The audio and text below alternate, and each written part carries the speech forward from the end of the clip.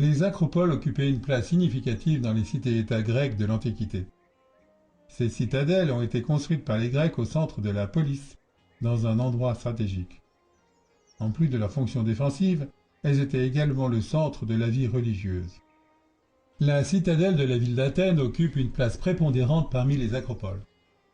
Non seulement ses dimensions et le niveau de sa réalisation, mais aussi son importance historique l'élève au-dessus des autres édifices semblables.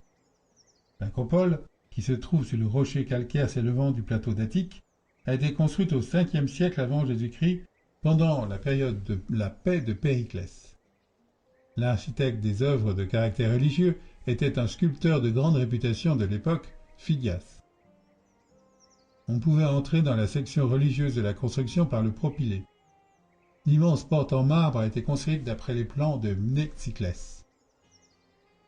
À côté de l'escalier bâti à l'époque romaine, l'on trouve le temple de l'une des déesses de l'Olympe, Athéna Niké, l'une des perles de l'architecture ionique.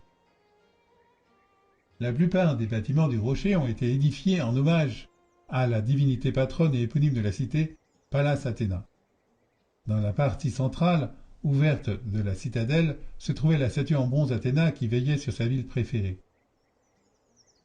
Le chalcothèque était le lieu où l'on collectait les offrandes dédiées à la déesse. Parmi les édifices d'acropoles d'Athènes se dresse le temple le plus grand et le plus connu du monde antique, le Parthénon. Le monument, dont l'architecture dorique a été mêlée à l'architecture ionique, a été bâti par Ectinos et Callicrates selon les projets de Phidias. Dans la plus grande salle du temple se trouvait l'œuvre du plus connu des sculpteurs helléniques, une sculpture d'Athéna de 12 mètres de hauteur. À côté de l'enfant préféré de Zeus, d'autres divinités ont également bénéficié d'une place sur l'acropole. L'Érechtheion faisait partie des temples cultuels de la citadelle.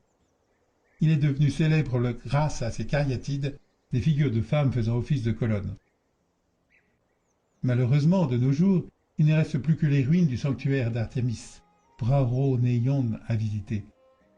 L'acropole d'Athènes, qui attire chaque année plus de 100 000 touristes, a pris sa place méritée parmi les lieux culturels du patrimoine mondial de l'UNESCO en 1987.